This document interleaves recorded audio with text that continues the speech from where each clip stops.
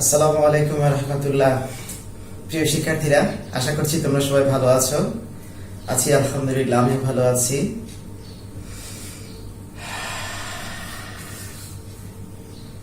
কেমন মনে হচ্ছে?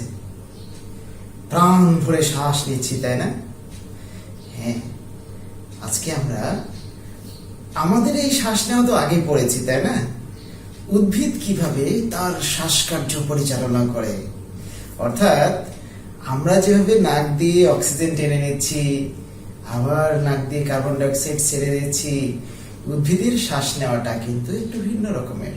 কারণ উদ্ভিদ পাতার যে পত্ররন্ধ্র, এই যে দেখো গাছ কত সুন্দর, সাগরের পাশে, হ্যাঁ, নীল পানির পাশে যে গাছের পাতাগুলো দেখতে পাচ্ছ, হ্যাঁ, এই পাতায় যে রন্ধ্রগুলো আছে, পত্ররন্ধ্র, এই রন্ধ্রের মাধ্যমে উদ্ভিদ অক্সিজেন গ্রহণ করে, আবার কার্বন ডাই অক্সাইড ত্যাগ করে, এবং এই অক্সিজেন ব্যবহার করে ওই যে আমরা গত কয়েকটি লেকচারে যেটি দেখলাম, সূর্যের আলো ব্যবহার করে যে খাদ্য তৈরি করছে সালোক সংশ্লেষণ প্রক্রিয়ায়, হ্যাঁ, তো সেই খাদ্য ব্যবহার করে উদ্ভিদ কিভাবে শক্তি হিসেবে, যেটি তার নিজের ব্যবহার উপযোগী শক্তি হিসেবে তৈরি করে, আজকে আমরা সেটি আলোচনা করব। তো চলো, আজকের এই আমার অনলাইন ক্লাসে তোমাদেরকে স্বাগত জানাচ্ছি। আমি মোহাম্মদ মামদুদুর রহমান মিজান, সহকারী অধ্যাপক উদ্ভিদ বিজ্ঞান, জয়পুরহাট সরকারি মহিলা কলেজ, জয়পুরহাট। তাহলে আমরা জীববিজ্ঞান প্রথম পত্রে নবম অধ্যায় উদ্ভিদ শারীরতত্ত্বের শ্বসনের আলোচনা এক, অর্থাৎ শ্বসনের পরে, এর পরেও আমাদের আরো একটি আলোচনা থাকবে, সেই আলোচনায় আমরা আজকে যাই।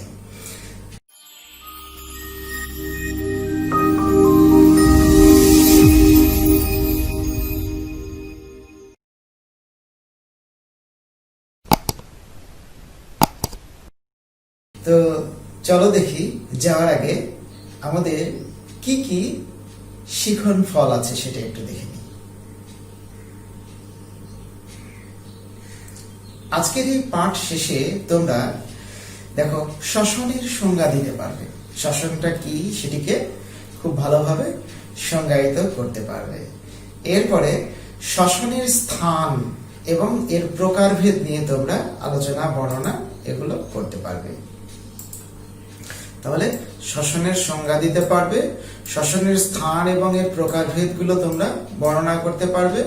এছাড়াও দেখো, শ্বসনের যে প্রক্রিয়ার ধাপগুলো, তার মধ্যে গ্লাইকোলাইসিস, হ্যাঁ, আমরা এগুলো বিস্তারিত বর্ণনা করব। এই প্রক্রিয়ার ধাপগুলো তোমরা বর্ণনা করতে পারবে। এছাড়াও এর পরের যে ধাপ, অ্যাসিটাইল কোয়ে উৎপাদন এবং ক্রেবস চক্র, এই দুটো ধাপও তোমরা বর্ণনা করতে পারবে।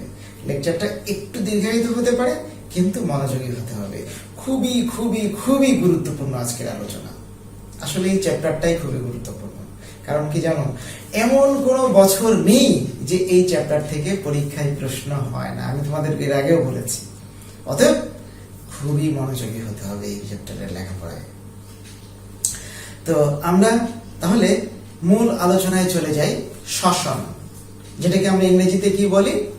রেসপিরেশন। শ্বসন অর্থাৎ ইংরেজিতে রেসপিরেশন। তো শ্বসন কাকে বলে? দেখো, যে জৈব রাসায়নিক প্রক্রিয়ায় জীবকোষস্থ জটিল যৌগগুলো জারিত হয়ে সরল যৌগে পরিণত হয় এবং স্থিতিশক্তি রূপান্তরিত হয়ে গতিশক্তিতে পরিণত হয়। অর্থাৎ খাবারের ভেতরে যে স্থিতিশক্তিগুলো জমা থাকে, সালোক সংশ্লেষণ প্রক্রিয়ায় যে গ্লুকোজ তৈরি করেছে উদ্ভিদ, শর্করা জাতীয় খাদ্য তৈরি করেছে, এই খাদ্য ভেঙে সেখান থেকে একেবারে ব্যবহার উপযোগী শক্তি, আমরা যে খাবারগুলো খাই, আমরা শক্তি তো সেখান থেকেই পাই, হ্যাঁ, ওই খাবারের শক্তিগুলোই উদ্ভিদ কিভাবে তার কাজে ব্যবহৃত করে, সেই প্রক্রিয়াটি কি হচ্ছে মূলত শ্বসন, অর্থাৎ গতিশক্তিতে রূপান্তরের যে প্রক্রিয়া। এটিকে দেখো, আমরা যদি এরকম একটি সমীকরণ দিয়ে দেখাই, এই যে গ্লুকোজ, যেটাকে আমরা বলি শ্বসনিক বস্তু, অর্থাৎ যেটি ভেঙে শক্তি উৎপাদন করবে, সেটি কি হয়? অক্সিজেন সহযোগেও হতে পারে, অক্সিজেন ছাড়াও হতে পারে। আমরা সেটি শ্বসনের প্রকারভেদে গিয়ে বর্ণনা করব। তো আমরা অক্সিজেন সহযোগেই দেখাচ্ছি।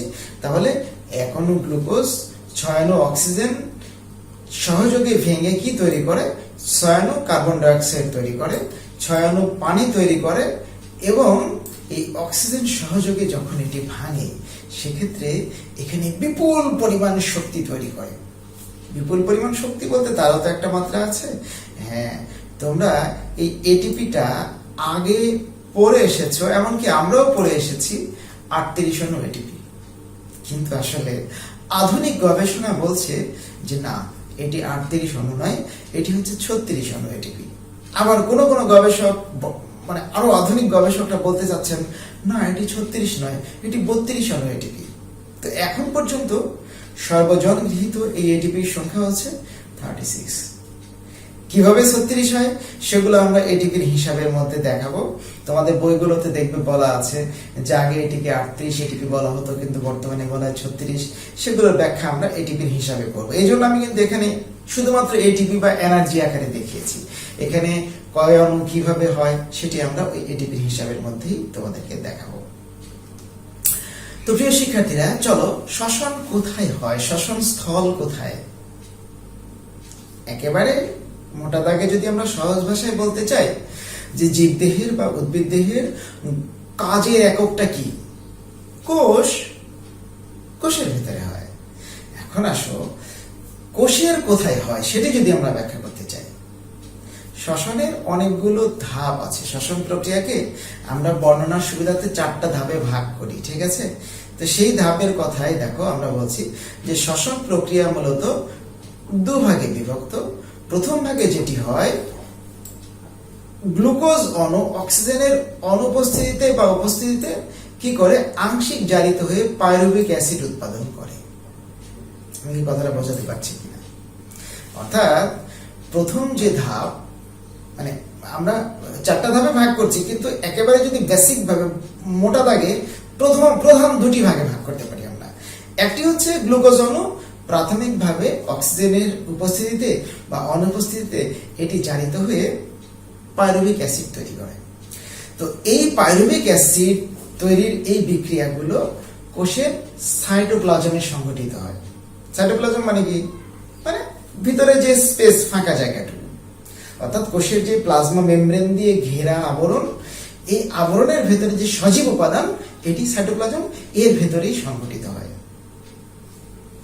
প্রথম অধ্যায় যখন কোষ পড়িয়েছিলাম মনে আছে? বলেছিলাম কি যে মনে করো কোষ হচ্ছে একটি বাড়ি, অত্যাধুনিক বাড়ি, তাই না? হ্যাঁ, তো এই বাড়ির ভেতরে প্রবেশ করার পর, আমি কিন্তু ঘরের ভেতরে প্রবেশ করিনি, কোথায় প্রবেশ করেছি? বাড়ির ভেতরে প্রবেশ করেছি। তো ওই বাড়ির ভেতরে আঙিনা যেটা, মানে বাড়ির ভেতরে যে ফাঁকা জায়গাটুকু, সেখানেই মূলত এই গ্লাইকোলাইসিস হচ্ছে। অর্থাৎ 1 অণু গ্লুকোজ ভেঙে 2 অণু পাইরুভিক অ্যাসিড তৈরি করে। বুঝাতে পারছি? হ্যাঁ, এখনো কিন্তু ঘরের ভেতরে প্রবেশ করিনি। আমরা বাকি বিক্রিয়াগুলো কোথায় ঘটতে দেখব? সেটি হচ্ছে পাওয়ার হাউসে। ওই যে বলেছিলাম যে একটি বাড়িতে, সুগঠিত বাড়িতে কি থাকবে? একেবারে জেনারেটর রুম থাকবে, একটা ওয়েল ডেকোরেটেড জেনারেটর রুম, যেখানে কি হবে, যেখান থেকে পাওয়ার সাপ্লাই হবে, বিদ্যুৎ উৎপাদিত হবে, তাই না? ঠিক কোষের ভেতরে সেই পাওয়ার সাপ্লাই রুম বা যেটাকে বলি আমরা পাওয়ার হাউস, সেটি হচ্ছে মাইটোকন্ড্রিয়া। হ্যাঁ, আমরা দেখো সেই কথাতে আসছি। তাহলে প্রথম পর্যায়ে কোনো অঙ্গাণুর মধ্যে নয়, বরং সাইটোপ্লাজমে এটি ঘটে। আর দ্বিতীয় ভাগে এই পাইরুভিক অ্যাসিড অক্সিজেনের উপস্থিতিতে সম্পূর্ণ ভেঙে কার্বন ডাই অক্সাইড এবং পানিতে পরিণত হয়, এবং এই বিক্রিয়াগুলো মাইটোকন্ড্রিয়ায় সংঘটিত হয়। এখন কথা হচ্ছে কেন মাইটোকন্ড্রিয়ায় সংঘটিত হয়? কারণ জীবের প্রতিটি জৈব রাসায়নিক বিক্রিয়া পরিচালনার জন্য বিভিন্ন রকমের এনজাইম দরকার। কোষ রসায়নে পড়েছি না আমরা এনজাইমের চ্যাপ্টার? হ্যাঁ, এই এনজাইম গুলো, অর্থাৎ গ্লুকোজের ভাঙনের ফলে যে পাইরুভিক অ্যাসিড তৈরি হলো, এই পাইরুভিক অ্যাসিডের সম্পূর্ণ জারণের জন্য যে এনজাইম, এই এনজাইম গুলো কোষের মাইটোকন্ড্রিয়ার ভেতরে থাকে। তাহলে মাইটোকন্ড্রিয়ার ভেতরে পাইরুভিক অ্যাসিড যাওয়ার পরে এই বাকি বিক্রিয়াগুলো সংঘটিত হয়। এই জন্য এই বিক্রিয়াগুলো মাইটোকন্ড্রিয়াতে হয়। এখন তোমরা কেউ কেউ প্রশ্ন করতে পারো যে আদি কোষে তো মাইটোকন্ড্রিয়া নাই, তাহলে সেখানে কিভাবে হচ্ছে? হ্যাঁ দেখো, আমরা সেই কথাটা এখানে বলছি। কই গেল? এই যে প্রোক্যারিওটিক জীবে মাইটোকন্ড্রিয়া না থাকায় সাইটোপ্লাজমের এনজাইমের মাধ্যমে এই বিক্রিয়াগুলো সংঘটিত হয়। এখন মনে করো যার বাড়িতে পাওয়ার হাউস নাই, তার বাড়িতে কি একেবারে খালি হারকিন বাতি জ্বলে, তার বাড়িতে কোনো ব্যাটারি চালিত চার্জার দিয়েও তো একটা ছোট্ট ঘরের কোনায় পাওয়ার হাউস থাকতে পারে, মানে ওই বাড়ির ভেতরে, আলাদা ঘর নাই তো কি হয়েছে। তো এরকম আদিকোষের ক্ষেত্রে মাইটোকন্ড্রিয়া না থাকলেও সাইটোপ্লাজমে যে এনজাইমগুলো থাকে সেটির সহায়তায় এই কাজটি সম্পন্ন হয়। ওকে, তো এবারে আমরা চলো শ্বসনের প্রকারভেদ নিয়ে কথা বলি।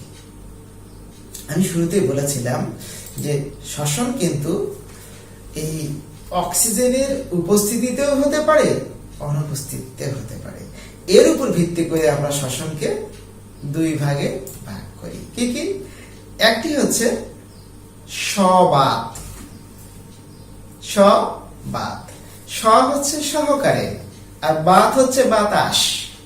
একেবারে সহজ করে যদি বলতে চাই তাহলে বাতাস সহকারে, এখানে বাতাস বলতে অক্সিজেন। ওকে, তাহলে যে শ্বসন প্রক্রিয়া, দেখো আমরা এখানে সংজ্ঞায়িত করছি, যে শ্বসন প্রক্রিয়ায় মুক্ত অক্সিজেনের প্রয়োজন হয় এবং শ্বসনিক বস্তু সম্পূর্ণরূপে জারিত হয়ে কার্বন ডাই অক্সাইড এবং পানি ও বিপুল পরিমাণ শক্তি উৎপাদন করে। তার মানে কি অনেক বেশি এনার্জি তৈরি করবে অক্সিজেনের সহায়তায় খাদ্যবস্তু ভেঙে। এই শ্বসন প্রক্রিয়াকে বলছি আমরা সহজ শ্বসন, একেবারে সহজ। এরপরে আসি আমরা অবাত। অ হচ্ছে অভাব। কিসের অভাব? বাত, বাতাসের অভাব। হ্যাঁ, তার মানে যে শ্বসনটা বাতাসের অভাবে সংঘটিত হয়, অর্থাৎ যে শ্বসন প্রক্রিয়ায় মুক্ত অক্সিজেন ছাড়াই বা মুক্ত অক্সিজেন প্রয়োজন হয় না, তাকে আমরা বলছি অবাত শ্বসন।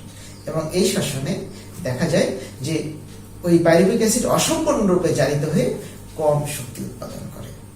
ওকে, এখন আমরা শ্বসনের যে ধাপ সমূহ, শ্বসন প্রক্রিয়ার যে স্টেপ বাই স্টেপ, আমরা সেই বর্ণনায় চলে যেতে চাই। প্রথমেই আমরা যে প্রক্রিয়াটি বর্ণনা করব সেটি হচ্ছে গ্লাইকোলাইসিস। এখানে কিন্তু দেখো দুটো শব্দের সম্মিলন রয়েছে। গ্লাইকো, গ্লুকোজ, গ্লুকোজের প্রথম যে অংশটুকু সেটি হচ্ছে গ্লাইকো। ওকে, গ্লুকোর গ্লাইকো। আর লাইসিস, লাইসিস মানে কি? ভাঙ্গন। তাহলে খুব সহজ ভাষায় এখানে বোঝা যাচ্ছে যে গ্লুকোজের ভাঙ্গনটাই হচ্ছে গ্লাইকোলাইসিস। লাইসিস, যেখানেই লাইসিস দেখবে সেখানেই বুঝবে যে এটা ভাঙ্গন হচ্ছে। গ্লাইকোলাইসিস, লাইপোলাইসিস, প্রোটিওলাইসিস, অর্থাৎ যেখানেই লাইসিস সেখানেই হচ্ছে ভাঙ্গন। ওকে, তাহলে গ্লাইকোলাইসিস হচ্ছে গ্লুকোজের ভাঙ্গন। কিরকম ভাঙ্গন? এক অণু গ্লুকোজ ভেঙে, আমি একটু আগেও বলেছি, দুই অণু পাইরুভিক অ্যাসিড তৈরি করার যে ভাঙ্গন, যে প্রক্রিয়া, সেটি হচ্ছে গ্লাইকোলাইসিস। ওকে, চলো আমরা এখানে দেখি এই ধাপগুলো কি কি বা কিভাবে সংঘটিত হয়। তাহলে এক অণু গ্লুকোজে কয়টা কার্বন আছে? 6টা কার্বন। আমরা সেটি দেখো এখানে দেখাতে চাচ্ছি। তাহলে এক অণু গ্লুকোজ প্রথমত এখানে যে এনজাইমটা ব্যবহৃত, এই বিক্রিয়াগুলো সাইটোপ্লাজমে আমরা আগেও বলেছি। হ্যাঁ, এই হেক্সোকাইনেজ এনজাইমের উপস্থিতিতে দেখো এটিপি সহযোগে, এখানে কি ম্যাগনেসিয়াম, এটা কি কোফ্যাক্টর, অ্যাক্টিভেটর। মনে আছে যে কোনো ধাতব উপাদান যদি কোনো এনজাইমের সাথে অবস্থিত হয়ে ওই এনজাইমের ক্রিয়াকে আরো সক্রিয় বেগবান করে, তখন ওই মেটালকে আমরা কি বলি? কোফ্যাক্টর বা অ্যাক্টিভেটর। কোষ রসায়নের চ্যাপ্টারে এনজাইমের কোষ রসায়ন আমরা পড়েছিলাম। হ্যাঁ, এখানে দেখো এই গ্লুকোজটা এটিপি থেকে একটি ফসফেট গ্রহণ করে কি করে? গ্লুকোজ 6 ফসফেট তৈরি করে। আর এটিপি থেকে যখন একটি ফসফেট বেরিয়ে যায়, তখন কি আর সেটা এটিপি থাকে? তখন সেটা কি হয়? অ্যাডিনোসিন ট্রাইফসফেট ছিল। তাহলে একটা বেরিয়ে গেলে কি হবে? Adenosine diphosphate, ADP. হ্যাঁ, আমরা এই যে দেখো এখানে সেটাই বেড়ে যেতে দেখেছি, এই এডিপি। এই বিক্রিয়াগুলো কিন্তু তুমি যদি আমার সালোক সংশ্লেষণের অংশে আমাকে ফাঁকি দিয়ে না থাকো, কারণ কি দেখো ওখানে আমরা C3 চক্র পড়েছিলাম, ক্যালভিন বেসামের সাইকেল। ওই সাইকেলে কিন্তু এই বিক্রিয়াগুলো তোমরা ওই দিক থেকে এই দিকে দেখেছিলে, এখন ওই দিক থেকে উল্টা দিকে যেতে দেখবো। ওকে, এই জন্য একটি পড়ার সাথে কিন্তু আরেকটি পড়া একেবারে আন্তঃসম্পর্কিত। তুমি যদি ওখানে ফাঁকি দাও, তাহলে এখানে তোমার কাছে আবার ওইটি জটিল মনে হবে। অতএব যদি ওখানে ফাঁকি দিয়েও থাকো, ওইটা পড়ে তারপরে এটা পড়ো, দেখো তোমার জন্য অনেক ইজি হয়ে যাবে। ওই বিক্রিয়াগুলো উল্টিয়ে দিলে কিন্তু গ্লাইকোলাইসিসের বিক্রিয়া বেশিরভাগ হয়ে যায়, প্রথম ধাপগুলো সবই পেয়ে যাই আমরা। হ্যাঁ, দেখো তাহলে এই যে গ্লুকোজের সাথে এক অণু এটিপি যুক্ত হয়ে ম্যাগনেসিয়াম এবং হেক্সোকাইনেজ এনজাইম, ম্যাগনেসিয়াম অ্যাক্টিভেটর বা কোফ্যাক্টর আর হেক্সোকাইনেজ এনজাইম, আসলে দেখো এগুলোরও অনেক ব্যাখ্যা করা যায়। কাইনেজ এনজাইম যেটা কোনোটার সাথে কিছুকে যুক্ত করছে, এটিপি যুক্ত করছে, এটিপি থেকে ফসফেট যুক্ত করছে, কাইনেজ এনজাইম। এখন কি ধরনের যৌগের সাথে যুক্ত করছে? হেক্সোজের সাথে যুক্ত করছে। আমি কিন্তু এই কথাগুলো এর আগে তোমাদের ওই এনজাইম পড়ানোর সময় বলেছি। তাহলে এই জন্য এই এনজাইমের নাম হচ্ছে হেক্সোকাইনেজ। ওকে, তাহলে হেক্সোকাইনেজ এনজাইমের সহায়তায় এটি কি তৈরি করছে? Glucose 6 phosphate. এখন দেখো এখানে একটি এনজাইম যেটির নাম হচ্ছে ফসফোগ্লুকো আইসোমারেজ। আসলে এনজাইমের মূল নাম কিন্তু আইসোমারেজ। আইসোমারেজের কাজ কি? যেটি আইসোমার তৈরি করে, সমাণু তৈরি করে, অর্থাৎ কি গাঠনিক সংকেত আলাদা কিন্তু আণবিক সংকেত সেম, এই যৌগগুলোকে আমরা কি বলি? সমাণু বলি। তো এখানে এই গ্লুকোজ আর ফ্রুক্টোজ এরা কি জাস্ট একটির সাথে আরেকটির আইসোমার বা সমাণু। এখন এখানে কাকে আইসোমারে পরিণত করছে? গ্লুকোজ। কি ধরনের গ্লুকোজ? ফসফেট যুক্ত গ্লুকোজ। আমি এত ব্যাখ্যা করতে গেলে তোমাদের কাছে হয়তো কারো কারো জটিল মনে হয়ে যেতে পারে, কিন্তু যারা বুঝে পড়বে তাদের কাছে কিন্তু এটি অনেক ইজি হয়ে যাবে। এই জন্য আমি কথাগুলো বলছি। তাহলে এই ফসফোগ্লুকো আইসোমারেজ এনজাইমের উপস্থিতিতে এই গ্লুকোজ 6 ফসফেটকে ফ্রুক্টোজ 6 ফসফেটে পরিণত করছে। কে? আইসোমারেজ। কি আইসোমারেজ? ফসফোগ্লুকো আইসোমারেজ। ওকে, এরপরে থাকে দেখো এই ফ্রুক্টোজ 6 ফসফেটের সাথে আবারও এই ম্যাগনেসিয়াম কোফ্যাক্টর এবং ফসফোফ্রুক্টোকাইনেজ এনজাইম, আমি এই এনজাইমের নাম আর ব্যাখ্যা করলাম না, এটা তোমরা প্রায় বুঝতে পেরেছো। এটির উপস্থিতিতে এই এটিপি থেকে আবারও একটি ফসফেট যুক্ত হয়ে এই ফ্রুক্টোজ 6 ফসফেটকে ফ্রুক্টোজ 1,6 বিসফসফেটে পরিণত করে এবং দেখো একাণু এডিপি এখানেও বেরিয়ে যাচ্ছে। মনে রেখো, এইখানে একটা এটিপি আমরা ব্যবহার করেছি, এইখানেও একটা এটিপি ব্যবহার করেছি। আমরা তো এটিপি তৈরি করার জন্য এই কাজগুলো করছি, কিন্তু প্রথমত কিন্তু আমাদের এটিপি ইনভেস্ট করতে হয়েছে। ব্যবসা করতে গেলে আগে তো পুঁজি খাটাতে হবে নাকি, তারপরে তো লাভ পাবো। হ্যাঁ, বিশাল ব্যবসা এটা আমাদের। 2 টাকা খরচ করে আমরা 36 টাকা বিক্রি করব। মানে 2 টাকা, মানে 2টা এটিপি আমরা এখানে ব্যয় করলাম, আমরা পাবো কিন্তু আগে 38 ব্যাখ্যা করতাম আমরা, এখন আমরা বলবো 36। তার মানে আগে আমার 38 টাকা বিক্রি হতো, কিন্তু এখন দেখতেছি না, আমার 2 টাকা ওইদিকে সিস্টেম লস আছে। ওই সিস্টেম লসের জন্যই এখন আমরা 36 এটিপি হিসাব করি। তো দেখো এই যে এডিপি বেরিয়ে গেল এখানে এবং কি তৈরি করলো? Fructose 1,6 bisphosphate, bisphosphate diphosphate. অর্থাৎ ফ্রুক্টোজের 1 নম্বর কার্বনে একটি ফসফেট আর 6 নম্বর কার্বনে আরেকটি ফসফেট। এগুলো যদি আমরা একেবারে তোমাদের উচ্চ মাধ্যমিক লেভেলে এগুলো একেবারে প্রত্যেকটার সংকেত দিয়ে দরকার নেই, এই জন্য আমরা জাস্ট ভাষাগত ভাবে কোনটা থেকে কোনটা তৈরি হয় এবং কি যুক্ত হয়, কি বেরিয়ে যায়, এগুলো আমরা দেখাচ্ছি। তাহলে এই ফ্রুক্টোজ 1,6 বিসফসফেট কি হয়? এখানে যে এনজাইমটা কাজ করে সেটা হচ্ছে অ্যালডোলেজ এনজাইম। কেটে দেয়, অর্থাৎ 6 কার্বন ছিল কিন্তু এতক্ষণ, এখন এই 6 কার্বন যুক্ত যৌগ দুই দিকে মানে সেপারেশন হয়ে যায়, 3 কার্বন করে দুটো আলাদা যৌগ তৈরি করে। ওকে, একটি যৌগের নাম হচ্ছে 3-ফসফোগ্লিসারলডিহাইড। এটা 3 কার্বন বিশিষ্ট, দেখো 3-ফসফোগ্লিসারলডিহাইড। আরো একটি 3 কার্বন বিশিষ্ট যৌগ কি? Dihydroxy acetone phosphate. এই নামগুলো কিন্তু তোমাদের পূর্বের পড়া কোষ রসায়ন চ্যাপ্টারে, হ্যাঁ, এমনকি আমরা ওই যে C3 চক্রতেও পড়েছি। তাহলে এটি হচ্ছে 3-ফসফোগ্লিসারলডিহাইড এইটা, আর এটি হচ্ছে ডাইহাইড্রোক্সি অ্যাসিটোন ফসফেট। এই 3-ফসফোগ্লিসারলডিহাইড এবং ডাইহাইড্রোক্সি অ্যাসিটোন ফসফেট এরা দুজনেও কিন্তু একে অপরের আইসোমার, একটি অপরটির সমাণু।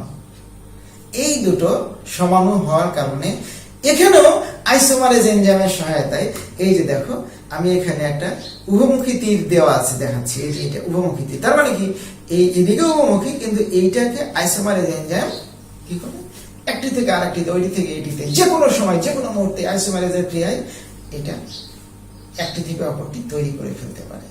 ওকে, হ্যাঁ, এই হচ্ছে আইসোমারেজের কাজ। তাহলে আমরা এখানে আমাদের পেজটা শেষ হওয়ার কারণে এইখান থেকে আমরা পরের পেজে একটু দেখি, দেখো এই যে এই জায়গা থেকে, অর্থাৎ যেটা আমরা ওখানে শেষ করলাম এখানে সেটা থেকে শুরু করলাম। তাহলে এই যে 3-ফসফোগ্লিসারলডিহাইড আর ডাইহাইড্রক্সি অ্যাসিটোন ফসফেট, এরা কি বললাম একে অপরের সমাণু, যেটি একটি থেকে আরেকটি তৈরি হতে পারে। এখন আমরা যে কোনো একটি থেকে আমরা একটা এক অণু পাইরুভিক অ্যাসিড দেখবো, তাহলে ঠিক অপরটি থেকেও আরেক অণু পাইরুভিক অ্যাসিড, এদিকে আমরা আরেকটা এভাবে দেখাতে পারবো। আমরা আগে এদিকে দেখে নিই। তাহলে এই 3-ফসফোগ্লিসারলডিহাইড যেটি 3 কার্বন বিশিষ্ট ছিল, এখানে দেখো NAD nicotinamide adenine dinucleotide NAD, এটি কি অবস্থায় আছে? এটি জারিত অবস্থায় আছে। এটির সাথে অজৈব ফসফেট যুক্ত হয় এবং দেখো এই NAD কে কি করে বিজারিত অবস্থায় NAD তে বের করে দেয়, যে জন্য এটাকে বলি আমরা NADH2 বলতাম আগে আমরা, কিন্তু এটি আর যথাযথ বলার উপায় হচ্ছে এই ফরম্যাটে NADH+H, এইভাবে আমরা এটাকে দেখাই। তাহলে এটি তৈরি করলো এবং এখানে যে এনজাইমটা কাজ করলো সেটি হচ্ছে ফসফোগ্লিসারলডিহাইড ডিহাইড্রোজিনেজ এনজাইম। বুঝতে পারছি কথাগুলো? হ্যাঁ। এরপরে দেখো এই যে যৌগটা তৈরি করলো সেটি হচ্ছে দেখো 1,3-বিস-ফসফোগ্লিসারিক অ্যাসিড। এতক্ষণ কি ছিল? এটা অ্যালডিহাইড মূলক ছিল, এখন এখানে কি হলো? অ্যাসিড মূলক চলে আসলো। কি অ্যাসিড? Glyceric acid. 1 নম্বর কার্বনে একটি ফসফেট, 3 নম্বর কার্বনে আরেকটি ফসফেট। ওই যে আগের তুমি সালোক সংশ্লেষণে এগুলো সবই পেয়েছো। তাহলে এই জন্য এটাকে বলছি আমরা 1,3-বিস-ফসফোগ্লিসারিক অ্যাসিড। ওকে, এখন দেখো কি করবে, এই যে ফসফোগ্লিসারিক অ্যাসিড কাইনেজ এনজাইমের সহায়তায় এখানে একটা এডিপি যুক্ত হচ্ছে এবং এডিপির সাথে একটি অজৈব ফসফেট এখান থেকে বেরিয়ে গিয়ে কি তৈরি করছে? এটিপি তৈরি করছে। এবং যে যৌগটা তৈরি করে সেটি হচ্ছে 3-ফসফোগ্লিসারিক অ্যাসিড। তাহলে একটা এটিপি বেরিয়ে গেল, একটা ফসফেট এখান থেকে চলে গেল, গিয়ে এটিপি তৈরি করলো এবং এটাকে 3-ফসফোগ্লিসারিক অ্যাসিড। দেখো পরের ধাপে ফসফোগ্লিসারোমিউটেজ, এই যে ফসফোগ্লিসারোমিউটেজ এই এনজাইমের সহায়তায় কি তৈরি করে? এই 3 নম্বর কার্বনে যে ফসফেটটা ছিল সেটাকে কোথায় দেয়? 2 নম্বর কার্বনে। তখন কি তৈরি করে? এটা 2-ফসফোগ্লিসারিক অ্যাসিড। এই যে এখানে 2-ফসফোগ্লিসারিক অ্যাসিড তৈরি করলো। হ্যাঁ, এর পরের ধাপে ইনোলেজ এনজাইমের সহায়তায় কি তৈরি করে? এই 2-ফসফোইনল পাইরুভিক অ্যাসিড তৈরি করে। এটা অর্থাৎ জাস্ট গ্রুপের পরিবর্তন ঘটায় এখানে। পি এর সাথে যুক্ত হয়ে পাইরুভিক অ্যাসিড কাইনেজ এনজাইমের সহায়তায়, আমি যদি একটু মাউস পয়েন্টার দিয়ে দেখাই, দেখো হ্যাঁ, এই যে পাইরুভিক অ্যাসিড কাইনেজ এনজাইমের সহায়তায় এই এডিপির সাথে আরো একটি অজৈব ফসফেট যুক্ত হয়ে কি তৈরি করে? এটিপি তৈরি করে বের করে দেয় এবং আমাদের এখানকার যে ফাইনাল প্রোডাক্ট সেটি হচ্ছে পাইরুভিক অ্যাসিড। তাহলে এই যে এক অণু 3-ফসফোগ্লিসারলডিহাইড থেকে এক অণু পাইরুভিক অ্যাসিড পাওয়া গেল, তাহলে এখান থেকেও ঠিক অনুরূপভাবে আরো এক অণু পাইরুভিক অ্যাসিড আমরা পেতে পারি। তার মানে এই গ্লাইকোলাইসিস প্রক্রিয়া শেষে আমরা 2 অণু পাইরুভিক অ্যাসিড পাই। আর কি পাই? এই যে দেখো এখানে একটা NADH2 পেলাম, এখানে একটা এটিপি পেলাম, এখানেও একটা এটিপি পেলাম। তাহলে এক অণু 3-ফসফোগ্লিসারলডিহাইড থেকে আমরা যখন পাইরুভিক অ্যাসিড পাচ্ছি, এখানে এক অণু NADH2 এবং 2 অণু এটিপি পাচ্ছি। এটা মনে রাখো, আমরা কিন্তু এটিপি হিসাবে এই কথাগুলো বলবো আবার। ঠিক তাহলে ডাইহাইড্রক্সি অ্যাসিটোন ফসফেট থেকে যখন আরেক অণু পাইরুভিক অ্যাসিড এই পাশে পাওয়া যায়, তখনও কিন্তু এদিকেও আরেক অণু NADH2, কারণ অনুরূপ এরকম ধাপই তো আবার একটি সম্পূর্ণ হবে, তাই না? তখন এখানে আরেকটি NADH2 এবং আরো 2 অণু এটিপি আমরা পাবো। খুব জটিল হয়ে গেল না? তুমি একটু দেখো, স্টেপ বাই স্টেপ মনে রাখার চেষ্টা করো, খুব ইজি। এই যে পাইরুভিক অ্যাসিড তৈরি হলো, এটা কোথায়? আরে বাবা, কোষের ভেতরে তো বটে। কোষের কোথায়? গুড, সাইটোপ্লাজমে। হ্যাঁ, সাইটোপ্লাজমে সংগঠিত হলো। এই সাইটোপ্লাজমে সংগঠিত হওয়ার পরে এই পাইরুভিক অ্যাসিডটা চলে যায় কোথায়?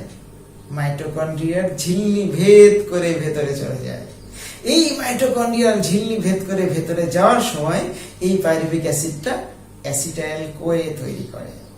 দেখো আমি যদি একটু তোমাদের দেখাই, এই যে অ্যাসিটাইল কোয়ে তৈরি করে, এই যে পাইরুভিক অ্যাসিড, হ্যাঁ, সাইটোসল বা সাইটোপ্লাজমের যে তরল, হ্যাঁ, এখানে পাইরুভিক অ্যাসিড তৈরি হয়ে থাকে।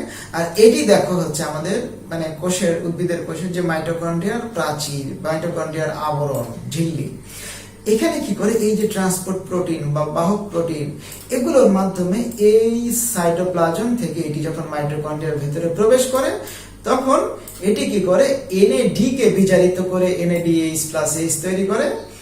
আর এখানে কোএনজাইম সহযোগে এখানে কিছু এনজাইম এই বিক্রিয়াকে সহায়তা করে এবং দেখো এই যে একটা অ্যাসিটাইল কোয়ে তৈরি করে। তাহলে এখনো পাইরুভিক অ্যাসিড যখন মাইটোকন্ড্রিয়ার ঝিল্লি ভেদ করে ভেতরে প্রবেশ করে এখনো অ্যাসিটাইল কোয়ে তৈরি করে, তাহলে আরেকনো, কারণ আমরা তো এখনো গ্লুকোজ ভেঙে 2 অণু পাইরুভিক অ্যাসিড তৈরি হতে দেখেছি, তাহলে ওই 2 অণু যখন এই বিক্রিয়াটা সম্পন্ন করবে তাহলে 2 অণু অ্যাসিটাইল কোয়ে তৈরি করবে এবং NADH+H কয়টা তৈরি করবে, এটিও 2 অণু তৈরি করবে। বুঝতে হবে, তাহলে তোমার কাছে বিষয়গুলো একেবারে ইজি হয়ে যাবে। তাহলে এই যে অ্যাসিটাইল কোয়ে এখানে এখনো, আবার পরের আরেকটি পাইরুভিক অ্যাসিড আরেক অণু, এই তৈরির এখানে অবশ্য কতগুলো জটিল বিক্রিয়া আছে, আমি এক নজরে একটু তোমাদের দেখিয়ে আসি, হ্যাঁ, না হলে তোমরা আবার কোন কোন বইতে অবশ্যই এটি বলা আছে। যেমন দেখো এই যে পাইরুভিক অ্যাসিড এখানে যে প্রোটিন বাহক অর্থাৎ, হ্যাঁ, থায়ামিন পাইরোফসফেটের সাথে যুক্ত হয়ে একটি টিটিপি কমপ্লেক্স তৈরি করে এবং এখানে কি হয় ডিকার্বক্সিলেশন ঘটে, অর্থাৎ কার্বন ডাই অক্সাইড বের করে দেয়। এটি তোমাদের খুব বেশি মনে রাখার দরকার না, আমি একটু দেখাচ্ছি আর কি। এরপরে দেখো থায়ামিন পাইরোফসফেট যোগের অ্যাসিটাইলডিহাইড অংশটি জারিত লাইপোইক অ্যাসিডের সাথে বিক্রিয়া করে অ্যাসিটাইল লাইপোইক অ্যাসিড যৌগ তৈরি করে, হ্যাঁ, এই যে এখানে এই বিক্রিয়াটা কিন্তু আমরা এখানে দেখাচ্ছি। আর এই অ্যাসিটাইল লাইপোইক অ্যাসিড যৌগের সাথে আবার কি হয় কোএনজাইম যুক্ত হয় এবং অ্যাসিটাইল কোয়ে যুক্ত হয়ে এটা যুক্ত অ্যাসিটাইল কোএনজাইম তৈরি করে এবং লাইপোইক অ্যাসিডকে বিজারিত অবস্থায় বের করে দেয়। ঠিক পরে আবার দেখো ওই লাইপোইক অ্যাসিড এখানে জারিত হয়ে NAD সহযোগে এই যে NADH+H তৈরি করছে এবং এই লাইপোইক অ্যাসিড বিজারিত অবস্থা থেকে জারিত অবস্থায় অর্থাৎ পূর্বের অবস্থায় ফিরে যাচ্ছে আর এই NADH+H এটি বিজারিত অবস্থায় বেরিয়ে আসছে, যেটা আমরা আগের ছবির মাধ্যমে ভালোভাবে বুঝেছি। এখানে জাস্ট বিক্রিয়ার বিস্তারিত ব্যাখ্যাগুলো আমরা দেখিয়েছি। পড়া বেশি হয়ে যাচ্ছে, একটু আমাদেরকে নিতেই হবে, কারণ আমাদের তো সিলেবাসটা শেষ করতে হবে। আমি তো একেবারে ধরে ধর মুরগি কর জবাই এইভাবে তো পড়াতে পারি না বাবা, একটু ধৈর্য সহকারে তোমরা এগুলো নাও। এরপরে দেখো আমরা এই অ্যাসিটাইল কোয়ে কোষ ঝিল্লি ভেদ করে কোথায় আসলো, সরি মানে মাইটোকন্ড্রিয়ার ঝিল্লি ভেদ করে মাইটোকন্ড্রিয়ার ভেতরে আসলো, অর্থাৎ আসার মাঝে অ্যাসিটাইল কোয়ে তৈরি হলো। ক্রেবস চক্রের আগেই অ্যাসিটাইল কোয়ে তৈরি হয়। এখন এই অ্যাসিটাইল কোয়ে কতগুলো চক্রাকার বিক্রিয়ার মাধ্যমে একেবারে ভাঙতে ওই যে সরল অণুতে পরিণত হয় এবং শক্তি উৎপাদন হয়, এই প্রক্রিয়াগুলো সম্পন্ন হয়। তো একজন গবেষক, তার নাম ছিল স্যার হ্যান্স ক্রেবস, নামটা জটিল, তোমরা মনে হয় 19 শুনেছো ক্রেবস চক্র, হ্যাঁ, সেই হ্যান্স ক্রেবসের নাম অনুসারে এই চক্রকে কিন্তু বলা হয় ক্রেবস চক্র। এটা আরো নাম আছে জানো, কারণ কি দেখো এই ক্রেবস চক্রে যে প্রথম যৌগ অর্থাৎ সাইট্রিক অ্যাসিড তৈরি হয়, এই জন্য কিন্তু এই ক্রেবস চক্রকে সাইট্রিক অ্যাসিড সাইকেলও বলা হয়। পরীক্ষায় যদি আবার কখনো আসে ভুল করো না যেন। আবার দেখো এই ক্রেবস চক্রে প্রথম যে অ্যাসিড উৎপাদিত হয়, প্রথম অ্যাসিড এবং আরো কয়েকটি অ্যাসিড, সেগুলোতে কিন্তু 3টা করে কার্বক্সিলিক অ্যাসিড তৈরি হয়, মানে 3টি করে কার্বক্সিলিক মূলকযুক্ত অ্যাসিড তৈরি হয়। মানে যে অ্যাসিড যেমন সাইট্রিক অ্যাসিড, অ্যাসোসাইটিক অ্যাসিড, অ্যাকোনাইটিক অ্যাসিড, এই অ্যাসিডগুলোতে 3টা করে কার্বক্সিলিক মূলক থাকে। তার মানে কি 3টা করে কার্বক্সিলিক মূলক থাকে জন্যই এই চক্রকে আমরা আরেক নামে বলে থাকি TTCA সাইকেল। টি তে ট্রাই, সি তে কার্বক্সিলিক, এ তে অ্যাসিড, আর সাইকেল তে চক্র, এই জন্য এটিকে আমরা বলি ট্রাই কার্বক্সিলিক অ্যাসিড সাইকেল। ওকে, এর আরো অনেক তোমার নাম দেওয়া যেতে পারে, যেমন citric acid cycle, TCA cycle, হ্যাঁ, তারপরে ক্রেবস সাইকেল, এভাবে আমরা এগুলোর কিছু কিছু নাম যেটাই পরীক্ষা আসুক আমরা যেন বলতে পারি। তাহলে আমরা চক্রের বর্ণনায় যাই। দেখো তাহলে অ্যাসিটাইল কোয়ে কয় কার্বন, 2 কার্বন, তাই না? এখান থেকে দেখো এই কোএনজাইমটা বেরিয়ে যাচ্ছে এবং এখানে কোন এনজাইম, সাইট্রেস সিনথেজ এনজাইম, ঠিক আছে। এই এনজাইমের সহায়তায় এখানে যেটি করছে সাইট্রিক অ্যাসিড তৈরি করছে। এর পরের ধাপে একোনাইটেজ এনজাইমের সহায়তায়, এগুলো কিন্তু উভমুখী বিক্রিয়া, যে দেখো একোনাইটেজ এনজাইমের সহায়তায় এই সাইট্রিক অ্যাসিডটা আইসোসাইট্রিক অ্যাসিড তৈরি করছে, ঠিক আছে। এবং দেখো এখানে আইসোসাইট্রেস ডিহাইড্রোজিনেজ এনজাইমের সহায়তায় এই NAD এখানে যুক্ত হয় এবং NAD জারিত অবস্থায় যুক্ত হয়, বিজারিত অবস্থায় এখান থেকে বেরিয়ে যায়, এমনকি কার্বন ডাই অক্সাইড এখান থেকে বের করে দেয় এবং যে যৌগটা তৈরি করে সেটি হচ্ছে আলফা কিটো গ্লুটারিক অ্যাসিড। আসলে কি জানো, এখানে যে ধাপগুলো তোমাদের আমরা দেখাচ্ছি একটু সংক্ষিপ্ত করে দেখাচ্ছি, এর মাঝে মাঝে কিন্তু আরো কিছু উপধাপ আছে। তোমরা যখন কেউ উদ্ভিদ বিজ্ঞান বা প্রাণী বিজ্ঞান নিয়ে হার্ট স্টাডিতে বা মেডিকেল সায়েন্সে যখন পড়বে তোমরা, এখানে কিন্তু এই ধাপগুলো আরো বিস্তৃতভাবে ব্যাখ্যা করা হবে। কারণ কি এখানে সংক্ষিপ্তভাবে উচ্চ মাধ্যমিক লেভেলের জন্য এগুলো সংক্ষিপ্তভাবে পড়ছি। তাহলে এই যে আলফা কিটো গ্লুটারিক অ্যাসিড হলো, এখানে দেখো আলফা কিটো গ্লুটারেট ডিহাইড্রোজিনেজ এনজাইম এর সহায়তা এটা কি করছে, সাকসিনাইল কোয়ে তৈরি করছে এবং দেখো NAD যুক্ত হচ্ছে, NADH2 বেরিয়ে যাচ্ছে, আবার কার্বন ডাই অক্সাইড বেরিয়ে যাচ্ছে, কোএনজাইম যুক্ত হচ্ছে, এটা সাকসিনাইল কোয়ে তৈরি করছে। ঠিক পরের ধাপে এখানে কোএনজাইম বেরিয়ে যাচ্ছে এবং এখানে দেখো সাকসিনাইল কোয়ে সিনথেটেজ এনজাইমের সহায়তায় এখানেও একটি ADP যুক্ত হচ্ছে এবং ATP বেরিয়ে যাচ্ছে, অর্থাৎ এই একটি ATP এখানে পাচ্ছি আমরা এবং যে যৌগটা তৈরি করে সেটি হচ্ছে সাকসিনিক অ্যাসিড। হ্যাঁ, এরপরে দেখো সাকসিনাইল ডিহাইড্রোজিনেজ এনজাইমের সহায়তায় এখানে কি যুক্ত হয়, FAD। FAD এর পূর্ণরূপ কি, ফ্ল্যাভিন অ্যাডেনিন ডাইনিউক্লিওটাইড এবং এই FAD বিজারিত অবস্থায় বেরিয়ে যায়, সেটি হচ্ছে FADH2 বা FADH+, যেটাকে আমরা সঠিক ফরম্যাটে বলি, এবং যে যৌগটা তৈরি করে সেটি হচ্ছে ফিউমারিক অ্যাসিড। এবং দেখো এখানে ফিউমারেজ এনজাইমের সহায়তায় এটা কি তৈরি করে, ম্যালিক অ্যাসিড তৈরি করে এবং এর পরের ধাপে ম্যালিক অ্যাসিড ডিহাইড্রোজেনেজ বা ম্যালেট ডিহাইড্রোজেনেজ এনজাইমের সহায়তায় এখানে আবারও এখনো NAD যুক্ত হয়ে বিজারিত NADH+ বের করে দিচ্ছে এবং আবারও যে অক্সালো অ্যাসিটিক অ্যাসিড প্রথম ওই যে অ্যাসিটাইল কোয়ের সাথে বিক্রিয়া করেছিল সেটি আবারও ফিরে আসছে। তার মানে কি এইভাবে চক্রাকারে এটি চলছে। এই জন্যই তো এই চক্র ক্রেবস চক্র, এবং যিনি আবিষ্কার করেছেন তার নাম অনুসারে এটি আমরা বলছি।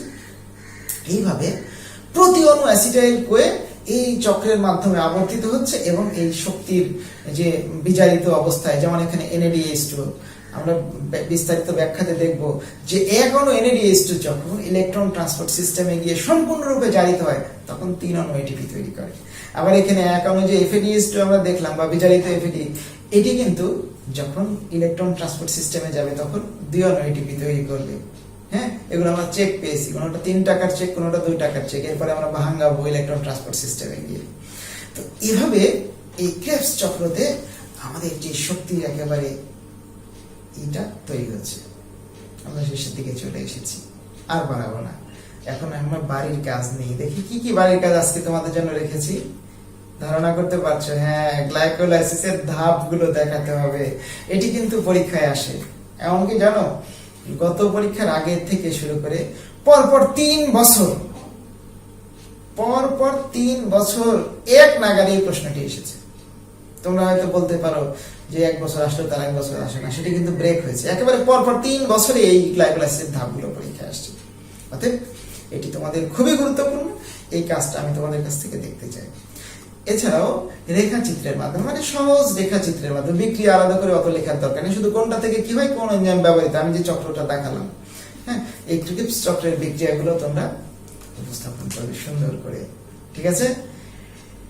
শেষের স্লাইডটা তো দেখাতেই হবে, তাই না? আবারও আমরা সেই একটু মন ভালো করার মতো জায়গায় একটু গিয়েই বিদায় জানাই, ঠিক আছে। তো বাড়ির কাজগুলো করো, লেখাপড়া ঠিক মতো করবে। আল্লাহ তোমাদেরকে ভালো রাখুক, সবাইকে ভালো রাখুক, নিরাপদে থেকো। ধন্যবাদ, সবাই ভালো থেকো, আল্লাহ হাফেজ।